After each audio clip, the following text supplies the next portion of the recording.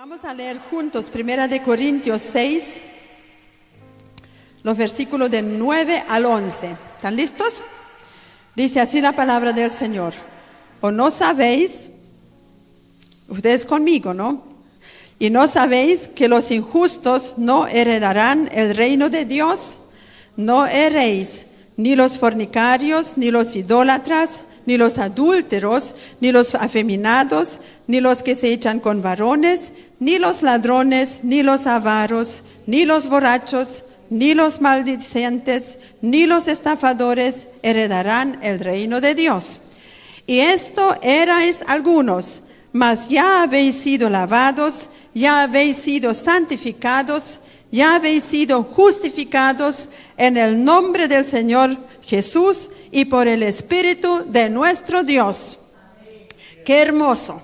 Cuando dice aquí la palabra, esto erais algunos de ustedes. O sea, algunos eran ladrones, algunos éramos avaros, algunos éramos fornicarios, algunos éramos todo lo que esa lista dice. Pero ahora la cosa ha cambiado. Cuando Cristo vino a mi corazón, mi vida entera cambió. Ya no soy lo que era antes, dice Pablo. Ahora ustedes han sido lavados, ¿cierto? Entonces yo puedo decir, yo he sido lavado. ¿Usted ha sido lavado? A ver, dígamelo. Yo he sido lavado. Yo he sido lavado. Y con gozo, porque mis amados, nadie habría hecho por usted eso lo que Cristo hizo. He sido lavado. Mis pecados ya no están en el fondo del mar. He sido lavado. Y luego dice, he sido santificado. Gloria al Señor, he sido apartado para Él. He sido santificado. ¿Usted está santificado? A ver, dígamelo. He sido santificado. Y luego dice, he sido justificado. Quiere decir, nadie me tiene que acusar. He sido justificado por nuestro Señor Jesucristo. Entonces, ¿por qué su esposa a veces lo pellizca? ¿Por qué el esposo a veces nos pellizca y nos dice? Entonces, aquí le enseño un secreto. Si alguien lo acusa, usted diga, yo he sido justificado. Yo he sido santificado. Porque a veces el mundo nos conoce de antes, ¿no? Y nos dice, sí, a ese yo lo conozco. Terrible. Entonces yo digo, eso era, pero ahora ya no. Yo soy justificado, yo soy lavado, yo soy apartado, yo soy un hijo de Dios. Y cuando usted lo declara con su boca, va a ver el cambio que se produce.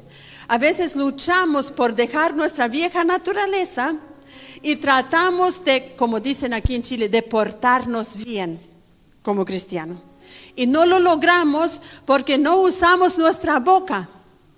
Porque no declaro yo sobre mi vida, he sido justificado, he sido santificado, he sido apartado, he sido salvado, he sido sanado, he sido restaurado por el poder del Espíritu Santo en la sangre de Jesús. Entonces, cuando usted aprende a declarar esas verdades en su vida, va a experimentar una libertad como nunca antes lo ha experimentado, porque la Biblia dice, en el corazón se cree para salvación, pero con la boca se confiesa, ¿cierto? Se confiesa. Cuando usted confiesa quién es en Cristo Jesús, las cosas van a cambiar. Y si alguien, el acusador, viene y usa a alguna persona, usted va a decir, no, eso ya era. Esa persona ya no existe. Esa persona murió. Esa persona se fue. Ahora sí, soy una nueva creación en Cristo Jesús. Soy una nueva criatura. Y por eso yo quise cantar esos coritos, porque expresan esa verdad. Y que Jesucristo nunca jamás lo va a abandonar. Quizás le va a poder costar santificarse, vivir en rectitud, pero cada día un paso. Y así nosotros vamos a vivir con Dios y para Dios. Ahora vamos a la prédica. En Lucas capítulo 16,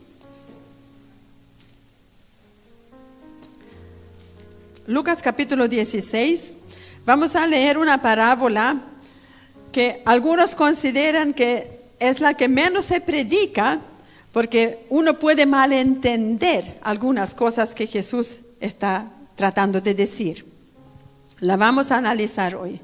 Lucas 16, los versículos 1 al 12. Se llama la parábola del mayordomo infiel. Dijo también a sus discípulos: había un hombre rico que tenía un mayordomo. Este fue acusado ante él como disipador de sus bienes. Entonces le llamó y le dijo: ¿qué es esto que oigo acerca de ti? Da cuenta de tu mayordomía, porque ya no podrás ser más el mayordomo. Entonces el mayordomo dijo para sí: ¿qué haré? Porque mi amo me quita la mayordomía. Cavar no puedo. Mendigar, me da vergüenza. Ya sé lo que haré para que cuando se me quite la mayordomía, me reciban en sus casas. Y llamando a cada uno de los deudores de su amo, dijo al primero: ¿cuánto debes a mi amo? Y él dijo: 100 barriles de aceite. Y le dijo: toma tu cuenta, siéntate pronto y escribe 50. Y después dijo a otro: ¿y tú cuánto debes? Y él dijo: 100 medidas de trigo. Y él dijo: toma tu cuenta y escribe 80. Y le alabó el amo al mayordomo malo por haber hecho sagazmente, porque los hijos de este siglo son más sagaces en el trato con sus semejantes que los hijos de luz. Y yo les digo: ganad amigos por medio de las riquezas injustas, para que cuando éstas falten, os reciban en las moradas eternas. El que es fiel en lo muy poco, también lo es, en lo más es fiel. Y el que en lo muy poco es injusto, también en lo más es injusto. Pues si en las riquezas injustas fuisteis fieles, ¿quién os confiará lo verdadero? Y si en lo ajeno no fuisteis fieles, ¿quién os dará lo que es vuestro? Hasta aquí vamos a dejar la lectura. ¿Se dieron cuenta de qué se trata? Hay un mayordomo aquí que era un esclavo, porque tiene un amo, ¿cierto? Porque aquí dice, tiene un amo. Entonces, este esclavo estaba entregado a la mayordomía. Y al parecer, el dueño, el hombre rico, lo dejó actuar, lo dejó trabajar solo, porque él supo por ahí que el mayordomo está malgastando su dinero. Y por eso le quita el puesto y le dice: no vas a ser más el mayordomo, porque yo estoy escuchando cosas de que tú estás derrochando lo mío. Entonces, el mayordomo, al parecer, no sabía hacer otra cosa. O sea, era demasiado pituco como para cavar en la tierra. O sea, él no quería dedicarse al trabajo del campo o al trabajo de la construcción. Y tampoco quería ir a mendigar, porque eso le daba vergüenza. Entonces, rápidamente pensó: ¿qué voy a hacer? Y tuvo una solución, la que leímos. A todos los que tenían deudas con su amo, él le fue rebajando la deuda. Y dijo: porque después, cuando ya me quiten mi mayordomía, yo voy a ir de casa en casa, y los que yo les perdoné mucha deuda, ellos me van a dar de comer. Eso era su astucia, su pensamiento. Entonces ahora vamos a analizar a partir del verso 8. Aquí dice: le alabó el amo al mayordomo malo. Pero ¿cómo es eso? Si él estaba robando, ¿cierto? Entonces, tanto el mayordomo y también el hombre rico representan la gente de este siglo. El mayordomo no era tampoco uno de los buenos. Él también representa la gente sin Dios, la gente inconversa, la gente del mundo. Entonces, así como leímos delante en Corintios, ¿cómo son la gente del mundo? Son avaros, son ladrones, son estafadores, buscan su propio bien, buscan dónde sacar, ¿cierto? Cómo administrar para su favor, en su favor, no importando a quién le roban. Así es la gente del mundo, la mayoría. Hay también gente del mundo que son honrados, pero son la minoría.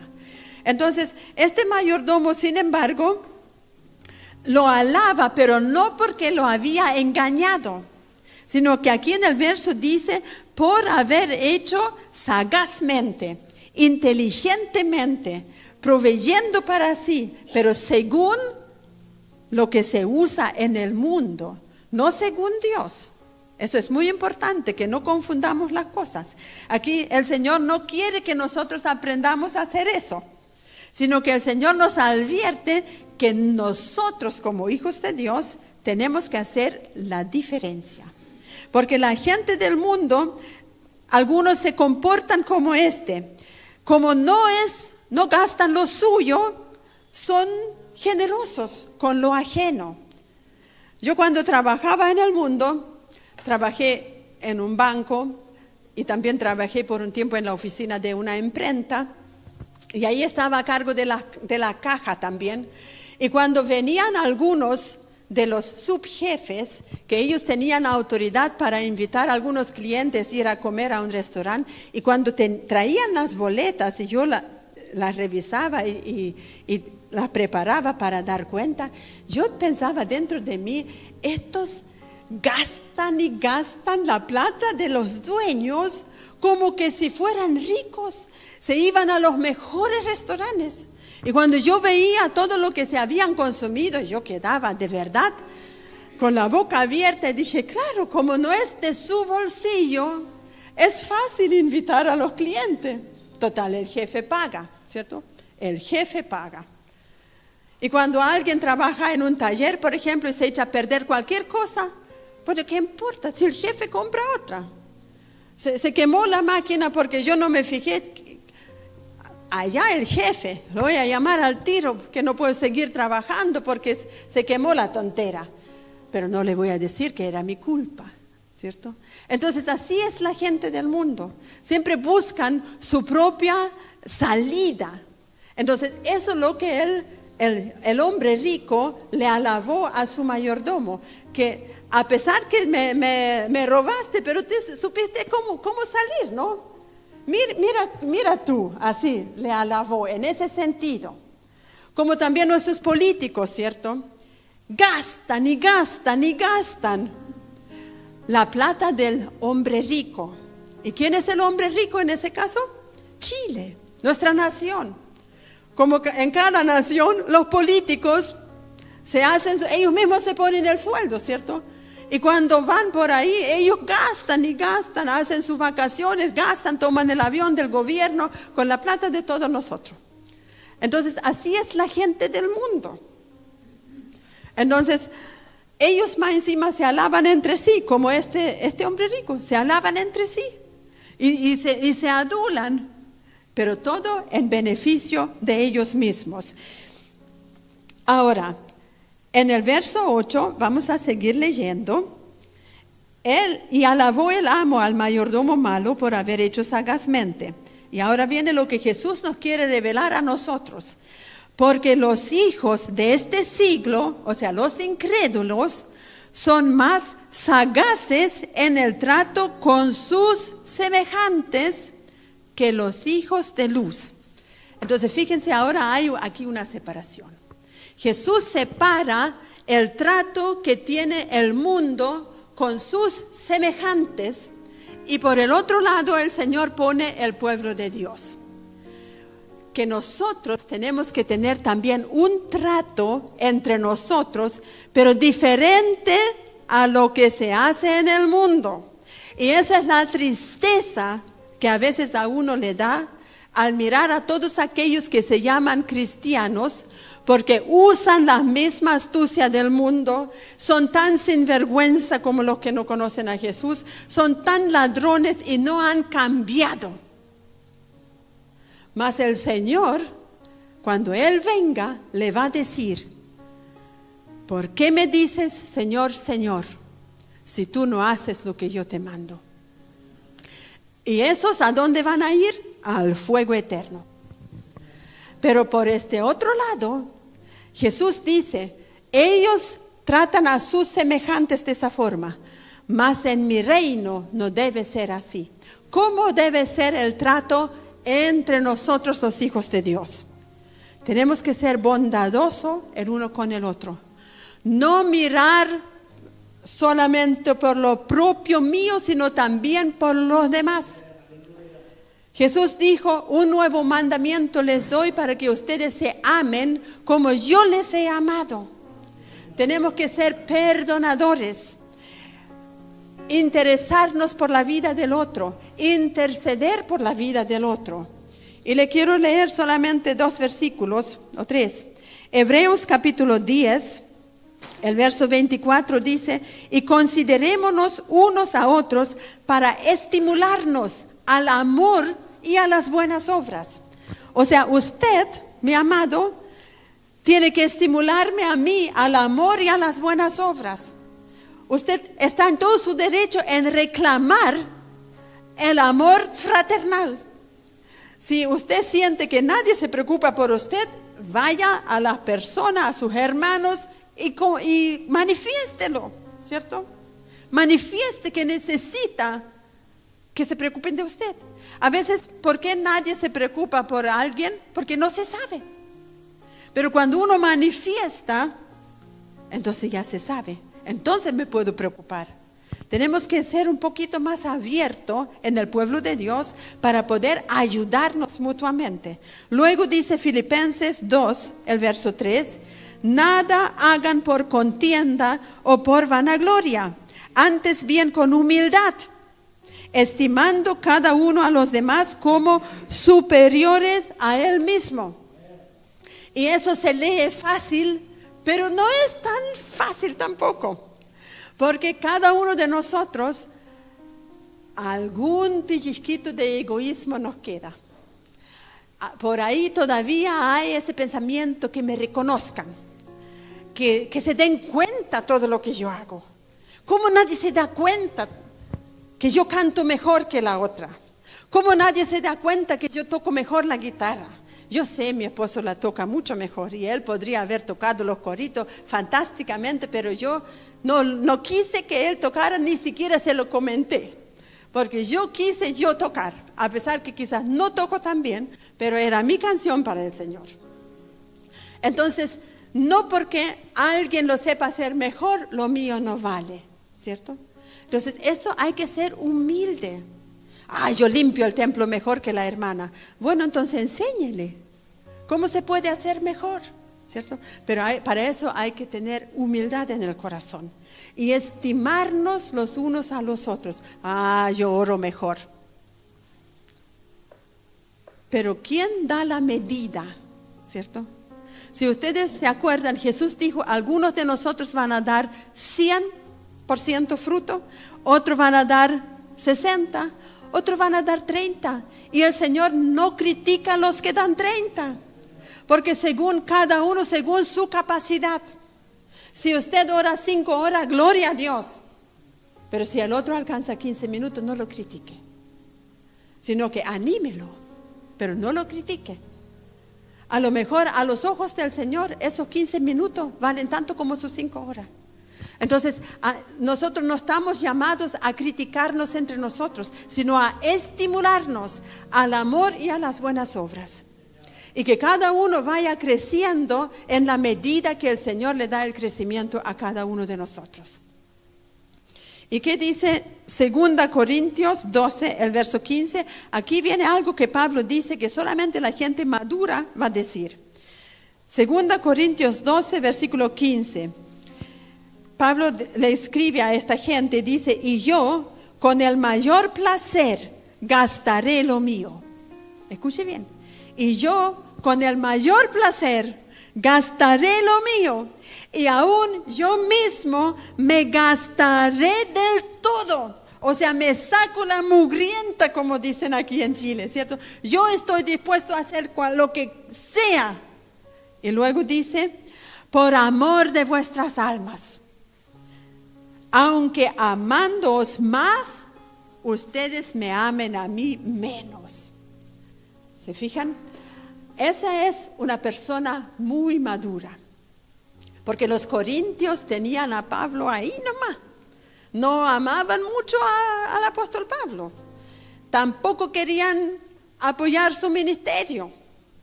Que Pablo le escribe algunas cosas que solamente a los corintios se los escribe. Entonces aquí a ellos Pablo le dice, no importa si ustedes me aman poco, pero yo los amo mucho. Y me voy a gastar por ustedes. Y los voy a amar. Voy a gastar lo que tengo y aún mi propio cuerpo, mi propia vida, la voy a gastar en ustedes, la voy a invertir en ustedes. Porque todo lo que hago es para el Señor. Entonces, eso era la motivación de Pablo, que todo lo que él hacía era para el Señor. Claro, los corintios aprovechaban, los filipenses aprovechaban de su ministerio y todo donde él iba. Pero Pablo tenía la visión que todo lo que hago es para el Señor. Y él siempre trataba de estimular a los demás al amor y a las buenas obras, expresando siempre el poder restaurador del Espíritu Santo en la vida de cada uno. Entonces, eso es el trato que nosotros deberíamos tener a diferencia con la gente de este mundo. Y en conclusión podemos decir, la gente del mundo actúa bajo las reglas del mundo, sagazmente, y eso significa astuto, prudente e inteligente. Pero nosotros tenemos que ser también sagaz, productivo, inteligente, pronto por actuar, ¿cierto? Pero bajo las reglas de nuestro reino, porque mis amados, nuestro comportamiento habla más fuerte que nuestra boca. Nuestro comportamiento habla más fuerte que nuestra boca. Quiere decir que Jesús en este versículo está diciendo, los hijos de este siglo son inteligentes, son sagaces, son prudentes, astutos. ¿Y qué de ustedes? Así, en una forma así, el Señor está planteando este versículo. Está diciendo que los del mundo tratan de obtener un beneficio. ¿Y por qué nosotros no tratamos de obtener beneficio? Díganme ustedes, ¿para qué son todas las promesas del Señor? ¿Son un beneficio o no? Un beneficio para nosotros. Entonces, ¿por qué nosotros no estamos formando como la plataforma para que esas promesas se cumplan en mi vida? ¿Se fijan? A eso se refiere el Señor. Seamos prudentes, seamos sagaces, porque cuando nosotros reclamamos y tomamos y creemos las promesas del Señor y las proclamamos con nuestra boca, se van a cumplir en nuestras vidas. Entonces el Señor nos va a alabar. Entonces el Señor va a decir, bien hecho, estás tomando por fin lo que yo te tengo a ti como un regalo, como un propósito, por lo cual yo morí en la cruz. Por fin me estás entendiendo, por fin estás echando mano a la vida eterna, por fin estás tomando todo eso para ti. Entonces, en ese sentido, Jesús está hablando este versículo. Entonces, como hijos de luz, ojalá que vivamos bajo las reglas de nuestro reino. Y ahora avancemos al verso 9. Y yo les digo, ganad amigos por medio de las riquezas injustas. Primero vamos a ver qué son las riquezas injustas. Y por qué Jesús dice y usa esa palabra injusta. Porque mis amados, las riquezas constituyen un peligro para la vida cristiana si nosotros no administramos nuestro dinero según los principios de la palabra de Dios. Entonces pueden llegar a ser un peligro. Por eso Jesús les llama injusto. Porque cuando uno tiene mucho dinero, ¿qué sucede? Yo puedo comprar todo lo que quiero, ¿cierto? Yo me las arreglo. Yo no necesito de Dios, porque con todo lo que tengo, si me enfermo da igual, pago la clínica. Si necesito renovar el auto, ¿para qué? No necesito molestar a Dios con eso, porque tengo, ¿cierto? Tengo, para todo tengo. y el Señor queda en el olvido. Y por eso Jesús dice, las riquezas pueden ser injustas, o sea, las son. Y en 1 de Timoteo, capítulo 6, el verso 9, el Señor le escribe, fíjense, no a la gente mundana, le están hablando a los cristianos. Dice, porque los que quieren enriquecerse caen en tentación y lazo, y en muchas codicias necias y dañosas, que hunden a los hombres en destrucción y perdición, porque raíz de todos los males es el amor al dinero, el cual codiciando algunos, y fíjense lo que pasa, se extraviaron de la fe. O sea, eran creyentes, pero por el amor al dinero, por querer más, por querer tener todo lo que el mundo de hoy nos ofrece, se extraviaron de la fe y fueron traspasados de muchos dolores. Yo conozco gente así, que fue traspasado por muchos dolores. Se apartaron de Dios porque tuvieron de repente dinero. Entonces, cuando el Señor nos provee, siempre hay que administrar bajo el orden de la palabra de Dios. No podemos nosotros empezar a comportarnos como dice este versículo, porque codiciando nos ponemos necios, viene la destrucción y la perdición. Porque cuando uno ama el dinero, ese es un peligro. Por eso Jesús dice, las riquezas injustas. Porque con el dinero, ¿qué compramos? Compramos comodidad, ¿cierto? Y después que estamos cómodos, ya no lavamos loza, hay un lavavajilla. Ya no fregamos ropa, porque hay lavadora, ¿cierto? Ya no caminamos a pie, porque tenemos auto. Ya no nos esforzamos tanto, porque me las arreglé por ahí, ¿cierto? Entonces, la comodidad trae también flojera. Y luego que nos ponemos medio flojo, ya no nos queremos esforzar para Dios, porque estamos cómodos. Queremos también disfrutar la vida, porque la vida pasa rápido. No sé por qué. De repente cumplí 57 años, pero ¿cómo pasó eso? Yo no sé. Pasó muy rápido. Entonces a la juventud le digo, va a pasar muy rápido, ¿cierto? ¿Cómo me gustaría comenzar como de nuevo con 25 años y saber todo lo que sé ahora, con toda la experiencia que tengo ahora? Pero bueno, así es la vida. Recién cuando uno ya ha caminado bastante en el Señor, se adquiere la experiencia. Y por eso la juventud, aprovechen la experiencia de los que han caminado un trecho con el Señor, porque podemos enseñar mucho, ¿cierto? No piensen que se la saben, sino pregunten, permitan que los aconsejen, ¿cierto? Porque cuando uno ya se pone medio flojo, y yo quiero decirle eso, no es algo lo que digo yo, sino es la estadística que el mundo dice, que ya la gente de hoy no quiere estudiar, la gente de hoy no quiere esforzarse, la gente de hoy, muchos, esperan solo la herencia. Esperan la herencia. ¿Para qué se van a esforzar? ¿Para qué van a acabar? Como dijo ¿para qué voy a acabar? No puedo. Y el no puedo está por todo lugar, no puedo. No es que no pueda, no quiere. No quiere esforzarse. Por eso el Señor le dijo a Josué, esfuérzate, chiquillo, esfuérzate, porque él era joven. Moisés sí que se esforzaba porque tenía experiencia. Él sabía, si no me esfuerzo no llego a ningún lugar. Pero Josué no sabía todavía. Por eso el Señor le tuvo que decir, esfuérzate, hombre, esfuérzate. Entonces ustedes, juventud especialmente, esfuércense, levántese temprano. ¿Por qué tiene que estar hasta última hora en la cama? Esa es la flojera, esa es la comodidad. Y es tanto el relax que su espíritu también está así. Entonces no hay esfuerzo ni en la vida y menos en el Señor. Y es por eso Jesús dijo, las riquezas son un peligro cuando uno no las sabe tomar.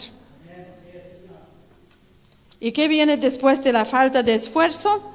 Viene la falta de iniciativa. Falta de iniciativa, mis amados. Yo me gocé muchísimo ayer, cuando vine aquí al templo y vi aquí a Jano y a Robert esforzándose hasta última hora, poniendo esta cosa aquí atrás para que ya los cables empiezan a desaparecer y todo se ve más bonito. Y se esforzaron, ¿cierto? Entonces, cada uno de nosotros tiene su área donde se tiene que esforzar. Porque sin esfuerzo y sin iniciativa no vamos a llegar a ningún lado. Entonces, cuando uno no tiene iniciativa, avíspese. No podemos esperar que el Señor lo haga todo. Cuando nosotros cantamos, Señor, avívanos, avívanos, claro. A veces me imagino el Señor en el cielo. Claro, sí, yo hago lo mío, pero hace tú lo tuyo, ¿cierto? El Señor no va a mandar un ángel que le va a quitar la sábana y va a decir, y lo va a levantar, lo va a vestir, le va a lavar la cara. No, eso tiene que hacerlo uno. ¿Se acuerdan de la prédica hace tiempo atrás que mi esposo predicó de la oración OM, oración de madrugada? Cuán importante es buscar a Dios temprano. Y si usted no es bueno para buscarlo temprano, pero búsquelo en la noche entonces. Entonces, todas esas cosas hay que estar consciente y administrar, mis amados, nuestro tiempo, nuestro sueño, toda nuestra vida y ponernos proactivos en el reino. No trabaje solo para su casa. Su casa va a estar bendecida, pero el Señor dijo, si tú trabajas en mi reino, lo demás será añadido. Añadido. Hay muchos cristianos que se esfuerzan toda la vida para construir una casa, para obtener una casa, para obtener un vehículo, para obtener una buena profesión para los niños y de repente están viejos. Y vivieron con el Señor, pero no para el Señor. Jamás hicieron nada en la iglesia. ¿Entienden? Pero la iglesia se mueve con esfuerzo. La iglesia se mueve con iniciativa, ¿cierto? Entonces, si los en el mundo son sagaces, prudentes, se la trabajan, en el reino también. El Señor no nos invita a su reino para que descansemos. Vamos a descansar en toda la eternidad. Aquí hay que esforzarse en la tierra y demostrarle al Señor que de verdad Él es el Señor de mi vida y no solamente mi Salvador. Porque después que uno ya se pone cómodo, también se conforma. ¿Para qué? ¿Cierto? Si ya somos como 50 en la iglesia, con eso basta y sobra. ¿Para qué van a venir otros si nos quitan el aire? No. Tiene que venir más. Porque nosotros, ¿saben lo que queremos hacer con mi esposo un día? Sacar esa pared y estirar el templo para atrás. Ya tenemos listo el plan en nuestra cabeza. Lo único que falta es que nosotros llenemos la banca primero. ¿Cierto? Porque uno tiene que tener visión para el futuro. Avanzar, mis amados. No se conforme ni en su propia vida, ni tampoco se conforme en la iglesia así como estamos. Porque cuando uno ya se conforma, después ya no pasa nada. ¿Cierto? ¿Qué pasa en el matrimonio? Este es entre paréntesis. Cuando uno se conforma, la chispa se va. Después es una rutina, nada más. Y eso nunca fue el plan del Señor, en todo caso. Como tampoco en la iglesia. No debemos ser rutinarios. Tenemos que estar siempre atentos. Porque nuestro Dios, fíjense, Él es el Dios creador de todas las cosas. Al Señor siempre se le ocurren cosas. Y a nosotros también. Porque así como es el Padre, tenemos que ser nosotros. El Señor todos los días se le ocurre algo, ¿o no? Claro, todos los días el Señor está pendiente. Ay, ¿qué puedo hacer en Él? ¿Qué me deja hacer? ¿Qué puedo hacer? ¿Qué puedo crear para mis hijos? Cosas que ojo no vio, ni oído oyó. Ni siquiera se le ocurrió a ningún ser humano, dice la Biblia, lo que Dios ha preparado para los que le aman. Entonces, si nuestro Dios es así, nosotros también. Espere más de Dios, pero también avíspese un poquito más, ¿cierto? Entonces Jesús dice, las riquezas son injustas. Pero luego el Señor agrega algo y dice, ganen amigos por medio de las riquezas injustas. Ahora, ¿cómo es eso? ¿Cómo el Señor me dice, gana amigos por medio de la riqueza injusta? Eso quiere decir, si yo tengo dinero, riquezas, tengo que ganar amigos, pero no en el mundo, sino amigos en la iglesia. ¿Y cómo yo gano amigos en la iglesia? Invito a alguien a mi casa, alguien con quien nunca he compartido. Invito a un inconverso a mi casa, le predico el evangelio, se convierte y me gané un amigo. ¿Y cuánto le costó? Quizás un almuerzo, quizás una once. Compro una Biblia y se le regalo a mi vecino, por ejemplo. Invierto de mi dinero y gano un amigo porque se convirtió y me agradece eternamente y se hizo mi amigo. Entonces, esa es la forma como nosotros podemos ganar amigos. Ustedes ven aquí nuestros músicos todos los sábados ensayando y todos los domingos sirviendo. ¿Cuándo se le ocurrió a usted invitarlos a su casa y decir, voy a premiar a estos con una once? O por lo menos le traigo aquí un queque y los sorprendo, ¿cierto? En agradecimiento por su servicio. O algo así, ¿me entienden? Esas son ideas locas que a mí se me ocurren en el momento. O por ejemplo, nuestro hermano Ricardo, le voy a preguntar si necesita ayuda con algo. Y lo voy a ir a ver un día. ¿Me entienden? Son cosas que nosotros podemos invertir nuestro dinero. A ver, ¿por qué mi hermana Julia no canta en el coro esta para Navidad? Recién se me ocurre. ¿Le faltará benzina? Por ejemplo. ¿Me entienden? Entonces uno pone de su dinero para ganar amigos en la iglesia. No para ganar amigos para ir a un bar. Yo invito. No, Jesús no se está refiriendo a ese tipo de amigo. Se está refiriendo a las amistades dentro de la iglesia. Entonces, por eso Jesús dice, gana amigos por medio de las riquezas injustas. No gastes todo para ti. Eso significa, no gastes todo para ti, sino gasta también en otros y haga amigos. Y luego dice, para que cuando estas falten, o sea, para cuando ya no hay nada más de plata que tú puedas administrar y usar, te reciban, dice Jesús, en las moradas eternas. ¿Y a qué día se refiere eso? Jesús no está diciendo que un día no vas a tener. No, el Señor jamás va a decir, va a llegar el día que gastaste todo en los demás y tú vas a quedar sin nada. No, aquí se refiere en el día cuando usted parte de este mundo.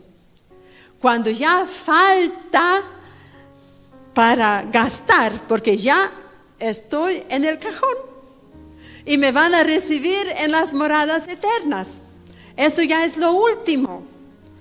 Pero hay otros cristianos que se comportan como que si nunca llegara ese día, ¿cierto? Trabajan, acumulan. Como ese que Jesús contó y dijo, un granero más grande, acumulo para mi alma. Y en esa noche se lo llevaron. Y el Señor hace la pregunta, ¿y ahora de quién va a ser todo eso que tú acumulaste? Pudiendo haber usado todo eso para ganar amigos, pudiendo haber usado todo eso y sembrar en el reino. No, acumulaste, quizás con el temor que me va a faltar, ¿cierto? Entonces el Señor nos está animando en este día para que nosotros seamos sabios en administrar las riquezas, Porque si bien Jesús dice, las riquezas son injustas y siempre van a ser injustas. Usted no piense, mis amados, que su plata no le va a pasar. Sí, si Jesús dice, porque en ninguna parte de la Biblia el Señor dice, hay una parte de tu dinero o este monto de tu dinero, ese va a estar bien, no te preocupes. No, el dinero siempre es un peligro cuando nosotros no lo administramos según los principios del Señor. Siempre es un peligro. Puede ser mucho o puede ser poco. Da igual la cantidad. Eso lo vamos a profundizar otro día. Entonces, avancemos al versículo 10. Jesús dice, el que es fiel en lo muy poco, también en lo más es fiel. Y el que en lo muy poco es injusto, también en lo más es injusto. ¿Y a qué se refiere el Señor aquí? ¿Se refiere al poco dinero? No, no se refiere al poco dinero, sino que Jesús se refiere al dinero en general. Porque para Dios el dinero es lo muy poco. Lo muy poco es para Dios el dinero. Y luego dice, el que es infiel en lo muy poco, también en lo más va a ser infiel. Entonces, ese es un principio que el Señor enseña. Y luego dice, pues si en las riquezas injustas, eso es lo muy poco, no fuisteis fieles, ¿quién les va a confiar lo verdadero? ¿Y cuál es lo verdadero? Es el reino. Es la presencia de Dios manifestándose en nuestra vida. Es la unción del Espíritu Santo. Son los dones sobrenaturales de Dios. Es ir de victoria en victoria. Eso es lo verdadero. Son todas las promesas del Señor que usted puede encontrar en la Biblia. Eso es lo verdadero.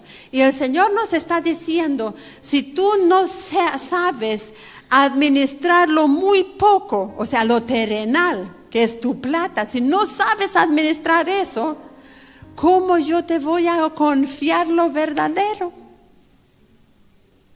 Por eso también le dije que hay una diferencia entre vivir con Dios y vivir para Dios. Porque cuando uno vive para Dios, el dinero ya no tiene ninguna importancia. Cuando recibo, no tengo ningún problema de entregarle al Señor lo que le corresponde a Él, porque eso es lo menos que puedo hacer. Pero yo persigo lo verdadero, lo más, como lo llama el Señor. Persigo lo principal. Y eso depende, según este pasaje que Jesús enseña, de cómo usted administra su plata. Porque el Señor lo está observando. El Señor está observando a cada uno de sus hijos. Si no somos fieles en las riquezas injustas, que es el dinero, no vamos a cumplir la expectativa de Dios para que Él pueda depositar en nosotros su presencia. Usted va a percibir quizás de repente la presencia de Dios, pero no va a tener esa gran bendición de vivir y de experimentar la plenitud de Dios. Yo espero que en esta mañana el Espíritu Santo de verdad nos revele eso dentro de nuestro corazón. Por eso cuando nosotros teníamos nuestros hijos en casa de chiquitito, constantemente le regalábamos una cantidad pequeña de dinero para ver qué hacen con eso. Primero le enseñamos los principios. Primero les enseñamos, te doy 1,000 pesos. ¿Cuánto es tu diezmo? Y ellos sacaban. ¿Cuánto vas a ofrendar? Y ahí nosotros no decíamos nada. ¿Cuánto tú dispones para ofrendar el domingo? Y cada uno de ellos disponía libremente, como propuso tu corazón. Como propuso tu corazón. Y así le enseñamos a ellos a administrar. ¿Y qué produjo eso en ellos? Una costumbre Porque la vida cristiana también consiste en costumbres que uno forja de chiquitito. Jesús tenía costumbres. Y hasta el día de hoy ellos no tienen ningún problema de vivir los principios de Dios y son bendecidos. Uno de ellos me llamó el otro día y me dijo, estoy tan nervioso. Y le digo, ¿por qué? Porque no me depositaron mi sueldo y yo quería entregar mi diezmo. Y ahora tengo que esperar hasta mañana. Yo me gocé en escuchar eso, porque saben que eso es honrar a Dios.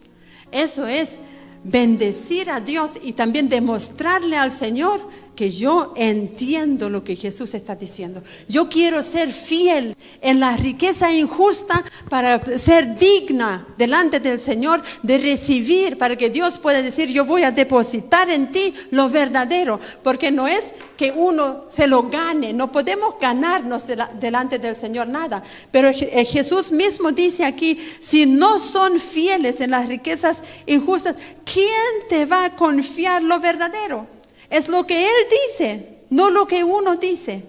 No compramos con nuestra ofrenda el favor de Dios. Yo creo que ustedes me entienden bien, ¿cierto? Pero le estoy demostrando al Señor que le amo, que Él es el amo de mi vida. Porque tenemos que entender que nosotros también estamos en la misma condición que este mayordomo. Como les dije en un principio, él era un esclavo, por algo tenía un amo. El hombre rico era su amo. Entonces nosotros también tenemos un amo, amén. ¿Quién es nuestro amo? Jesús es nuestro amo, porque la Biblia dice bien claro, oh, no saben ustedes, dice el apóstol Pablo a los Corintios, que vuestro cuerpo es templo del Espíritu Santo y ustedes no se pertenecen a ustedes mismos. Y luego dice, ¿no saben ustedes que han sido comprados a precio de sangre y que ustedes no se pertenecen? Y luego dice, glorifiquen pues a Dios en vuestro cuerpo y en vuestro espíritu. Es como diciendo, entonces demuéstrale a Dios quién eres. Demuéstrale a Dios que tú entendiste que eres un esclavo de Jesucristo. Por algo Pablo siempre pone en sus cartas, Pablo, apóstol de Jesucristo, esclavo de aquel quien me compró. Somos también esclavos de Jesucristo el Señor. Porque la buena noticia es, mis amados, todo ser humano es un esclavo. No vengo yo al Señor y me convierto en un esclavo. No, en el mundo también fuimos esclavos. Esclavos del pecado, esclavos del diablo. La Biblia revela que cuando uno no conoce a Jesús es esclavo del pecado, ¿cierto? Usted hacía lo que a veces no quería porque era la costumbre. Todo el mundo lo hacía. Entonces cuando el Señor nos toma, Él no nos libra de ese estado de esclavitud. En general, Él solamente nos traspasa. Nos quita toda esa esclavitud impuesta. Esa es la diferencia. En el mundo es una esclavitud impuesta. El diablo lo tiene agarrado. Por eso hay que interceder para que el diablo suelte las almas. Cuando cantamos, aviva Señor tu iglesia, para que podamos quitarle las garras del diablo de las almas y ellos se pueden convertir al Señor. Ahora, venido a Cristo, también somos esclavos de Jesucristo, pero ahí todas las cosas son voluntarias. ¿Hasta qué punto usted va a rendir su vida al Señor? Es cosa suya. Por eso la recompensa también va a ser cosa del Señor. En la medida que uno rinde su vida al Señor, en esa misma medida vamos a ser recompensados por Dios. Por eso hay gente que fluye en la unción del Espíritu Santo y hay otros que durante años navegan en un río seco. Tratan de avanzar y les cuesta, y les cuesta, y les cuesta. Pero cuando uno empieza a aplicar los principios de Dios, chuta, la vida se hace fácil. Porque Jesús dijo, mi carga es ligera. Vengan a mí, yo les enseño cómo se hace. Entonces, estos son principios que podemos aprender de esta historia que el Señor nos cuenta aquí. Y el verso 12 decía, y si en lo ajeno no fuisteis fieles, ¿quién os dará lo vuestro? En lo ajeno. En lo ajeno. ¿Cuál es lo ajeno de todo lo que usted tiene? Cuando yo recibo un dinero, hay parte de ese dinero que no me pertenece. Eso es lo ajeno, ¿cierto? El diezmo es del Señor, es lo ajeno. Yo no puedo gastarlo, porque si yo lo gasto, caigo en este lazo que hemos visto en esta mañana. Entonces, para vivir en libertad, para poder demostrarle al Señor mi entrega, esto es parte. Para que las riquezas injustas no sirvan para que el diablo pueda manipular nuestras vidas, ¿cierto? Entonces el Señor dice, lo dice Él, si en lo ajeno fuisteis infieles, entonces no te puedo confiar lo verdadero. Lamentablemente, yo creo que el Señor quiere. El Señor le encanta bendecir, ¿sí? Cuando leemos la Biblia vemos al Señor le encanta bendecir. La iglesia primitiva abundaban, mis amados, abundaban en lo sobrenatural. ¿Por qué hoy en día tenemos el mismo Dios y por qué no abundamos también así como ellos en los dones sobrenaturales? Nos conformamos a veces con las sanidades, pero Dios tiene mucho más. Dios tiene mucho más que solamente sanar nuestros cuerpos. Dios quiere darnos desde adentro hacia afuera mucha más libertad y usar nuestras vidas para impactar a otros. Yo le pido al Señor que Él también traiga a este lugar no solamente gente necesitada físicamente o materialmente, sino también empresarios que necesitan conocer a Cristo. Necesitamos dar buenos ejemplos. Porque el reino de Dios también se mueve ¿con qué? Lamentablemente en la tierra se mueve con dinero. Y el Señor nos va a abrir el techo y nos va a mandar un par de billetes. La responsabilidad es nuestra. Y la bendición también nosotros la provocamos en nuestra vida. Entonces el Señor es bien claro. A mí, yo me metí toda la semana en esta parábola porque encuentro que hay verdades tan importantes. Porque yo les quiero decir, mis amados, a la gente más joven le voy a decir, nosotros estamos todos menguando, pero la responsabilidad del futuro va a ser suya. Y va a depender cómo ustedes administran todas esas cosas. Depende de eso si Dios los va a premiar. Depende de eso si el Señor los va a poder usar. Porque suponiendo que ya nos vamos muriendo, me pongo así en un caso extremo, ¿no? Los viejitos de a uno nos vamos y nos van dejando en otro lugar y nos vamos a la presencia del Señor. ¿Qué van a hacer ustedes? Tienen que ser proactivos, tienen que ponerse pensante, tienen que esforzarse, tienen que ponerse inteligente, tienen que ponerse ocurrente, ¿cierto? Porque no siempre vamos a estar acá. Entonces, la cosa es interesante.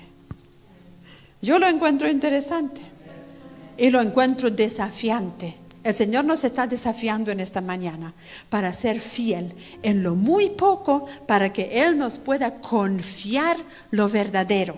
¿Cómo me encantaría que el Señor siga añadiendo a la iglesia la gente que va a ser salva? Mis amados, va a depender de nosotros. Cantamos hermoso. Me encanta cantar, alabar al Señor, pero no es suficiente. Eso no es suficiente. Tenemos que seguir avanzando en los caminos del Señor para que Dios pueda decir de nosotros, mi siervo fiel, ¿cierto? Porque si en lo poco has sido fiel, en lo mucho te pondré. En lo poco. Y ya saben lo que es lo poco.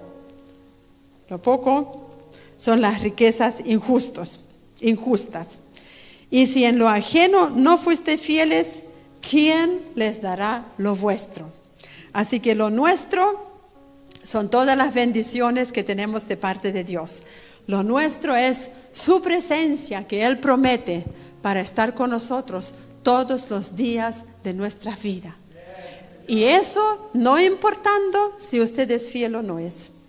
Porque cuando nosotros somos infieles, Él sigue siendo fiel. Él lo va a seguir amando, pero no le va a confiar muchas cosas. Y eso es lo triste. Yo quiero ser una persona donde Dios puede confiar. Y cada uno de nosotros tiene que tomar su propia decisión. ¿Quiero ser confiable ante los ojos de Dios o quiero ser solamente bendecido? Esa es la pregunta que cada uno de nosotros le va a contestar al Señor. Vamos a orar.